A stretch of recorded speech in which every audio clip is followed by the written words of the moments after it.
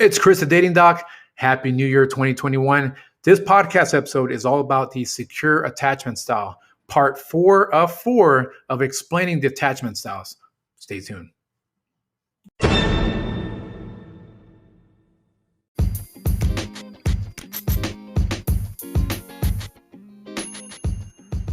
So secure attachment characteristics are interesting as children and how they then transition into adults. For example, children who are securely attached, they will display that they're visibly upset when caregivers leave and happy when their parents return. And not to compare humans to dogs, but it's that purity that is what we love about dogs, right? That's what makes us feel something for our pets. When we leave, they get very anxious and sad.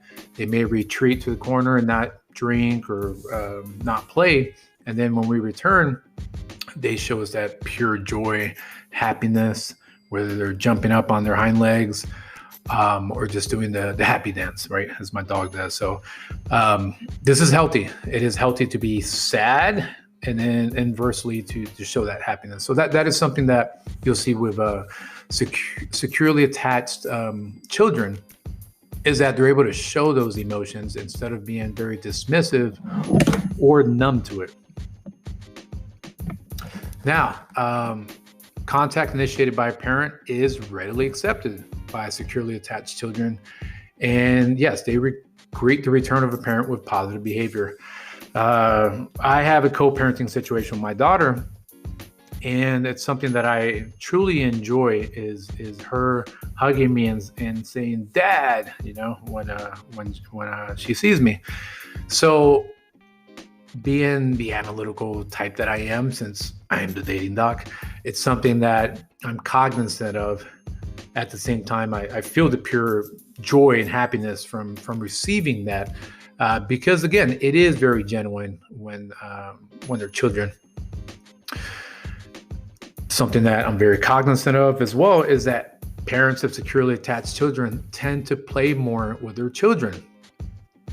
And it's a cycle, right? It's generational. If you grew up in a household that was very detached or very insecure or very dependent, then you may not see too much of that playing with the children. Because let's say, for example, both adults have a dependent attachment style. Their dependency might be focused on them rather than the child. Some can't separate that. Some can't. It has to be mutually exclusive, right? Because they may make great partners, but bad parents. Or they may make great parents, but weren't meant to be partners, which was the case with me and my ex. But regardless, the point that I'm making is that we tend to want to play with our children more. Additionally, these parents react more quickly to their children's needs and are generally more responsive to their children than the parents of insecurely attached children. They need that care. You need to be able to model that type of care. If, for example, they step on the wrong thing and they start crying, or they're frustrated about a math problem. I did not grow up in a securely attached home, but I was able to unlearn some of those habits and add some new habits and patterns to my mind frame, which is all through it's all through frame shifting, which that could be an entire other podcast episode. But with that, studies have shown that securely attached children are more empathetic during later stages of childhood. Less disruptive, less aggressive, more mature than children with ambivalent or avoidant attachment styles. Again, I grew up in a household where I did not truly master or understand, at least for my age, what empathy was. It was very much a ambivalent type of household, loving parents, but not as involved as I would have wanted. It was not toxic by any means, but it was almost like cruise control, autopilot, if you will. Show up back from work, one parent is cooking, the other parent is in the TV room. We had a guest room that doubled as a TV area, and just watched TV. I tended to myself, played plenty of video games, read comics. So you can imagine there wasn't those type of healthy discussions that I now promote as a father and as a dating coach. So yeah, that in summary, that's a little bit of the secure attachment style for children. Now we're going to go into adults.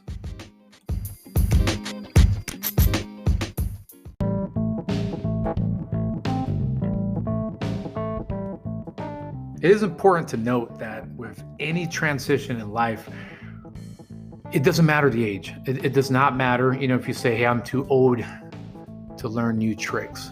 Our brain has so much plasticity to it. It is very flexible. You can mold it however you want. It does not matter the age. You can teach yourself languages. You can take up new hobbies. Do not use the excuse of age if you really want to make actionable progress towards being a more improved version of yourself. With that said, I am an embodiment of that. I have to practice what I preach.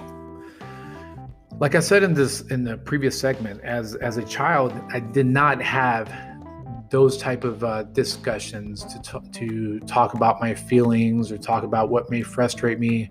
There wasn't much of physical touch. There wasn't a lot of like hugging and sitting on laps as a toddler.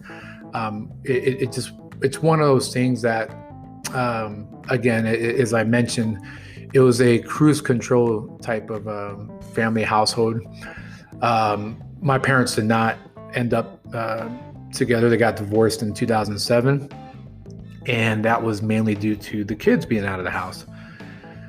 So if I were to define the household by an attachment style, would be a combination of avoidant and ambivalent. Lukewarm, loving, not toxic, but there was a couple of flare-ups and fights between my parents. That's really the best way. We were fed, we were clothed, and we had opportunity to learn. We had a good learning environment in school. But again, cruise control. As adults with secure attachment style, we're more than likely to have trusting, lasting relationships.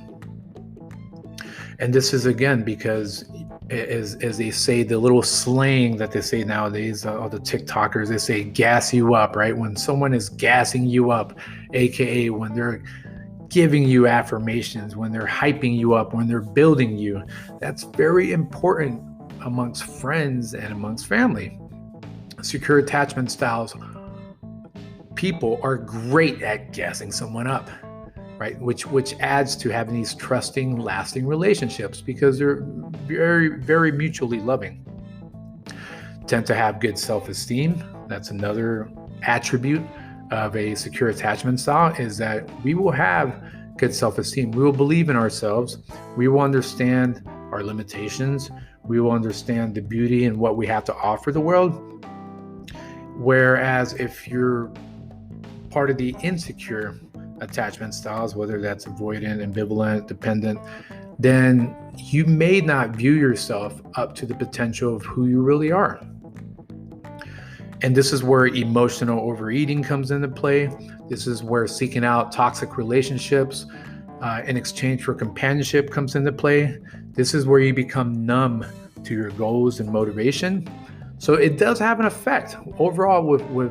While I'm wrapping up explaining the attachment styles, it's important to note why I'm explaining this and how it is the root of some of your problems and how we could readjust our mind to a more secure attachment style. We share feelings with partners and friends. That is something that's very important if you're part of the secure attachment style, is that you're able to open up. Again, I use myself as a model, as an example. I had a hard time with this. I would assume no one's going to listen anyway. No one's going to care. I'm putting some emotional burden and strain on other people. So why should I even discuss my feelings with them? Because they probably don't even have the time. Wrong. Secure attachment styles understand that it's okay to share feelings with partners and friends, even if you don't get the response you wanted, which goes back into having a good self-esteem. You may be promoting mutual communication by sharing feelings with partners and friends. It may click in their head. If, let's say, they're a little bit more of an avoidant attachment style, it may click in their head for them to say, you know what, this person's sharing their day with me, and I get it. They're trying to get that load off of them. They're confiding in me to listen. The fact that they're even speaking to me, Mr. or Miss avoidant, ambivalent, dependent attachment style, anxious, avoidant, the fact that they're even wanting to communicate with me, I need to treasure that. And I'll share my feelings as well. So you're actually promoting someone to make that shift as well by sharing your feelings. And I'm really glad that now we've started becoming more mentally health conscious here as a society. We know there's an increasing number of anxious and depressed people out there. The numbers are coming in a lot more accurate. Unfortunately, suicides have increased for various reasons, such as social media dependency. Those are some of the new factors: social media dependency, substance abuse, lack of sleep, nutrition, et cetera. This is kind of the new fold of why people are committing suicide. But more importantly, that has also created an opportunity for mental health to become the forefront. So knowing that you can share those feelings with partners and friends is part of that promotion. It's hip to share your feelings. It's okay. You should want to have a safe space, regardless if you're a man or woman. You should want that safe space between your partner and other friends, which goes into something else: seeking out social support. It is important that if you're already secure attachment style, again, there's not really a 100% secure attachment style, but if you tend to be more of secure attachment style, you seek out social support in a very genuine way. You don't do that through a sad song on TikTok and all these captions and how you want attention from people. No, you're seeking out social support from those that really matter, that are going to really listen to you and provide you perspectives if you want them. Sometimes that social support could be you wanting to go out to happy hour and just hang out with friends. Social support could be you hanging out with your social sports league friends, and afterwards complaining about work and life and relationships. They understand the benefit of this. But again, what you don't want is you don't want to just seek attention and validation. You want true, genuine social support from others. Again, this is characteristics of secure attachment style. But we can always lean to the left and right on that spectrum. One day we could feel very secure. That may last a couple weeks. And then because of some incident in our life or some traumatic experience that comes back into our lives, we can then shift into one of the insecure attachment styles. Or through self-work, which is something that I can work on if you need help with that, through working on yourself, through doing actionable activities such as meditation, journaling, exercise, reflective model thinking, cognitive behavioral therapy, if that's something you want to get into, reprogramming the way you think, and then frame shifting, you can go from insecure to secure attachment style. So it's important you know that it's not hopeless out there. You can improve your existing situation and not only become a better person for yourself, but you are also the social support. You are also the one that can add to people's self-esteem. You are the one that people can go for a trusting, lasting relationship.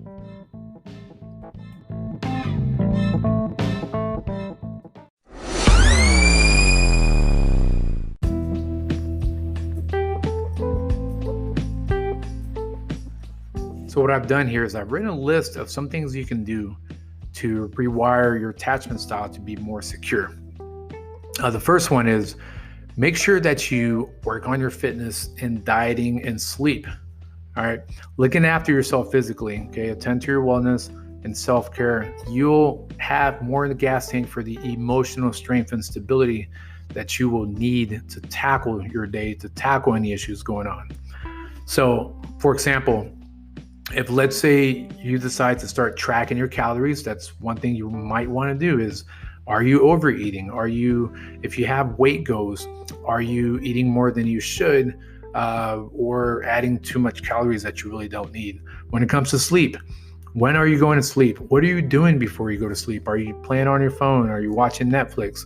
How much sleep are you getting? Do you wake up in the middle of the night and check your phone? Are you getting at least 7 to 9 hours of sleep? Or are you the type that gets 4 hours, 5 hours of sleep, checks your phone, gets up, next thing you know, you're having to take a nap during the day and you've missed out on working on yourself and you're just this zombie. You're not going to make any progress that way. So make sure that you take care of yourself on the physical realm.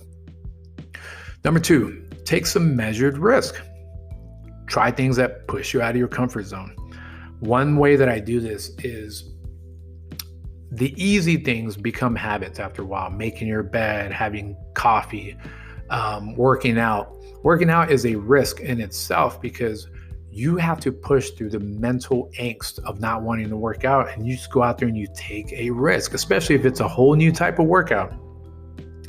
Taking a risk, something that I've done personally, is I have random conversations with people safely. I'm not going to talk to some, crazy meth-headed serial killer that I know is a meth-headed serial killer, but right, don't talk to strangers, right? But I do have a habit of going out of my way to talk to cashiers at a grocery store. I literally did that about an hour ago. Having a conversation with the barber, I did that about half an hour ago. And I knew it was a risk because I'm naturally an introvert.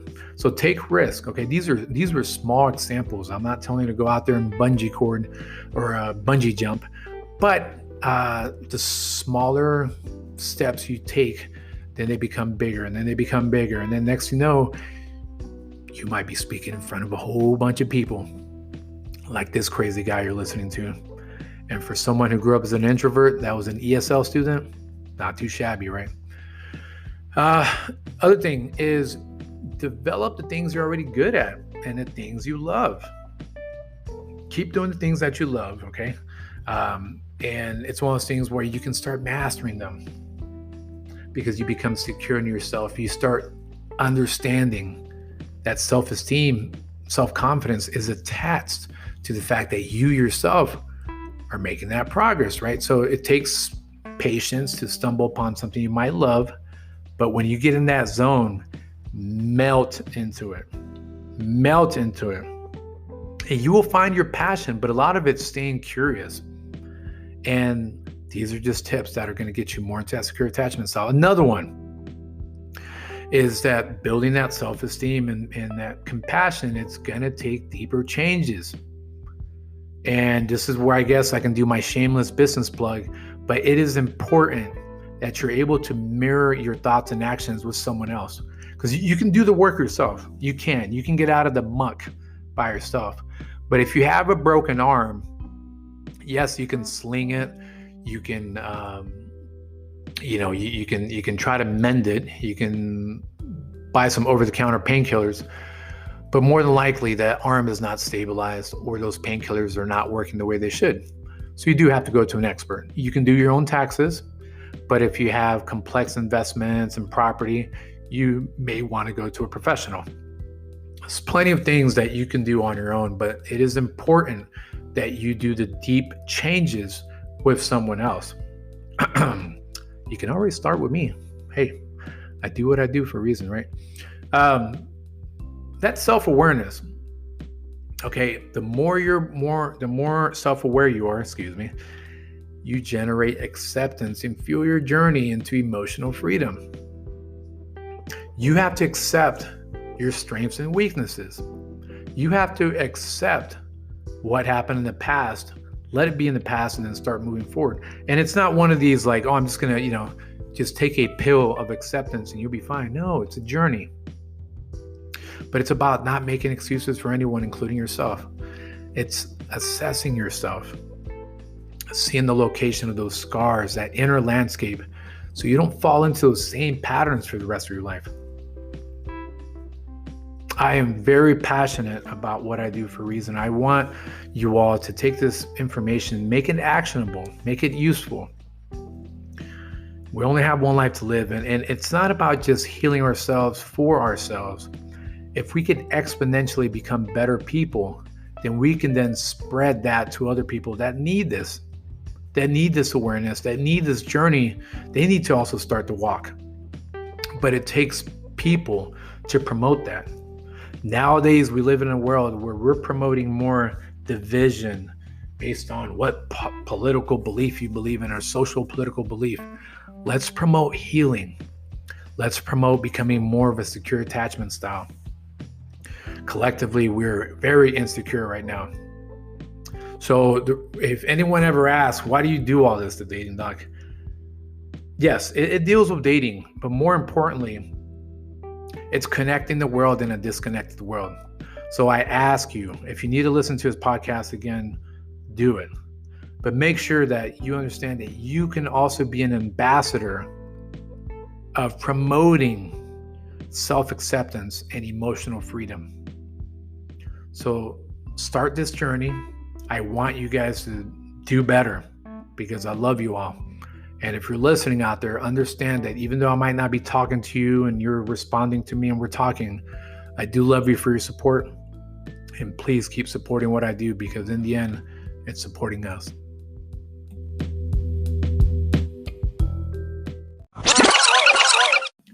So as I wrap up the attachment styles, I want you to know that this is something that's very near and dear to me.